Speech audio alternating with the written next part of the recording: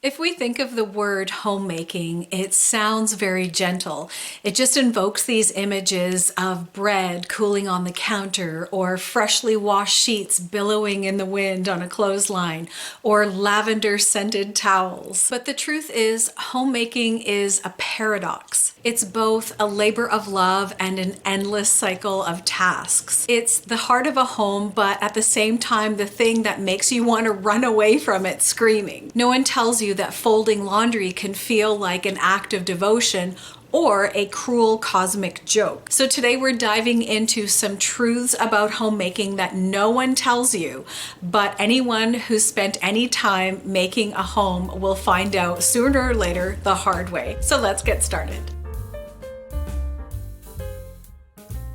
The first thing is, the house will never stay clean, and that's okay. There is a universal truth in homemaking, and that is, as soon as you finish tidying and cleaning, the house immediately starts undoing your work. The kitchen counter that you just wiped down starts attracting crumbs like a magnet. And all that laundry that you spent time perfectly folding will end up in a heap of clothing on the floor again. And at first, this is infuriating because you convince yourself, if I can just stay on top of things or work harder, I can win the battle against this mess. But the truth is, there's no winning. There's just surrendering. And maybe that's the lesson, that a little mess is proof of life.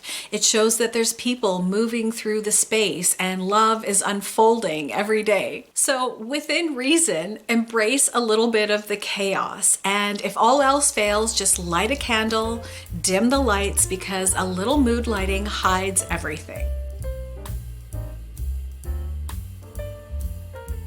The next thing is, you'll develop strange emotional attachments to objects. One day, you'll find yourself looking at an old wooden spoon or a chipped mug or an old dish towel, and you'll be unable to throw it away. You'll be standing there holding this thing in your hands, and you'll realize that this isn't just an object, it's a keeper of memories. I once knew a lady that wouldn't part with an old whisk.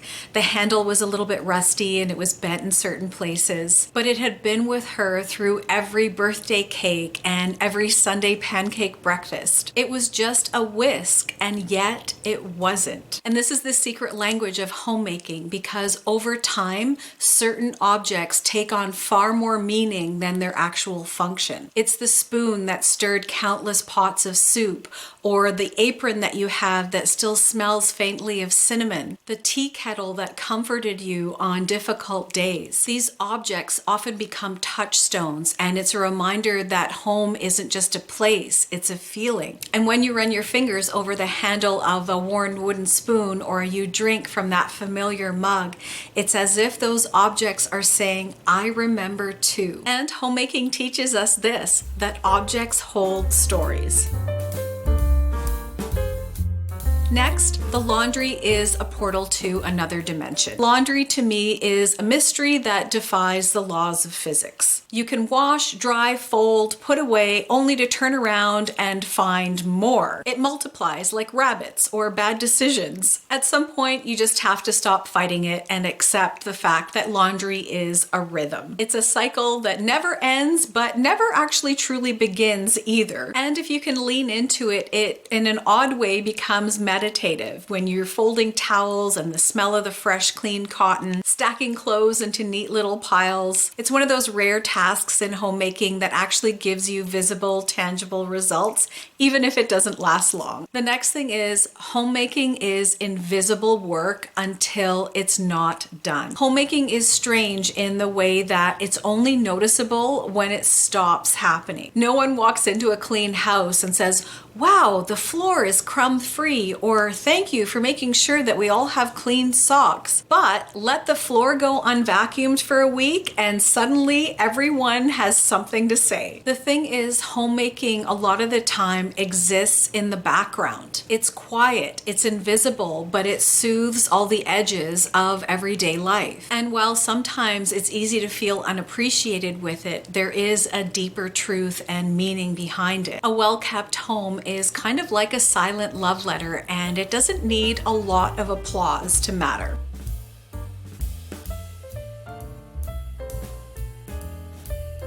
Another unspoken truth about homemaking is that your home mirrors your energy and it reflects the homemaker, for better or worse. When life feels chaotic, our homes tend to follow suit. The dishes stack higher and there's dust all over the place. But when you feel at peace, the house somehow reflects that too. Softer lighting, a gentle order to things, or maybe the scent of something warm baking in the oven. And the lesson in all of this is to be gentle with yourself, because your home isn't meant to be perfect. It's meant to carry you through all the seasons of life. Some days that might mean fresh flowers and a neatly made bed. Other days it means takeout containers and piles of laundry on the floor because you just didn't have the energy that day. And that's okay. You don't need to create a picture perfect house. Aim for function and creating a space where you can fully be yourself. And sometimes it's messy, overwhelmed, joyful, tired. All of it belongs here. Next, the kitchen will be the heart of your home, whether you want it to or not. You could have the most comfortable couch in the world, a dining table with the most beautiful view, or a sunroom that leads out to a gorgeous deck, and yet people will stand in the kitchen, leaning against the counters, leaning against the fridge, basically placing themselves exactly where you need to walk. But then you realize that the kitchen isn't just where food is made, it's where life happens. It's where deep conversations unfold over cups of coffee, or kids sit and do homework while dinner is simmering. It's where friends will linger long after the meal is over. It's where bad days are softened with warm bread, and where celebrations begin with the pop of a cork. So yes, it will always be a little messy, and there will always be someone standing exactly where you need to be. But that's because a kitchen isn't just a room, it's a magnet for love and comfort and belonging. And maybe, just maybe, that's the best kind of mess to have. Next, you'll romanticize it and then get hit with reality. At some point, you'll fall in love with the idea of homemaking, and you'll watch those old movies where women just float through the house doing chores effortlessly. You'll be inspired by those cozy aesthetic home videos where everything is spotless, they have beautiful dishes, and the tea is steeped to perfection. And then real life will happen. You'll attempt to make bread from scratch only to have it turn out like a brick. Or you'll put your favorite vase away only to accidentally knock it over and have it smash into a million pieces. Homemaking looks beautiful from a distance.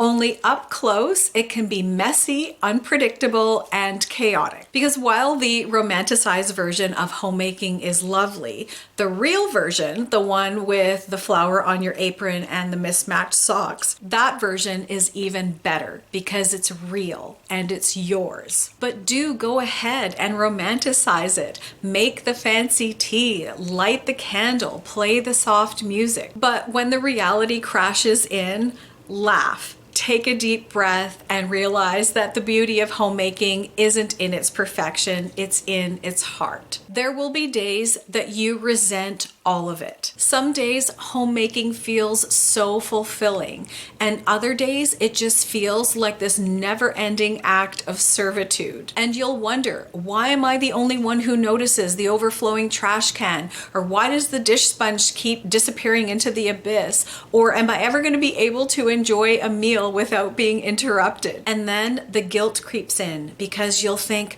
I should feel grateful. I have this wonderful home and these people to love. But gratitude doesn't erase exhaustion. So let me tell you, it's okay to step away sometimes. Leave the dishes, order takeout, and put yourself first when you need to. And if all else fails, chocolate. Lots of chocolate.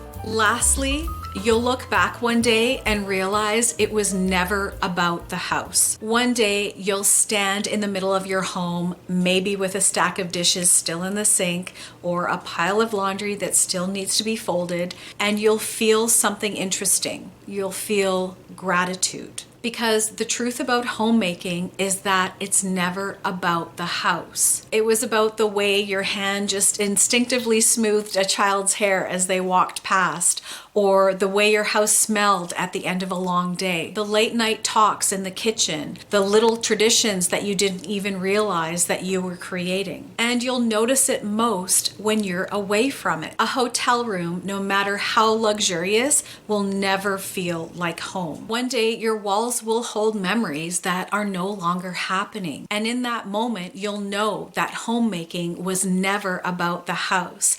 It was about creating a life that was worth remembering. So to every homemaker out there, whether you're in a house or a tiny apartment or wherever it is that you live, know that your work matters. I want to thank you so much for choosing to spend a little bit of your day with me as we explored these truths about homemaking. Many blessings to you and your families. Take care, and we'll catch you in the next one.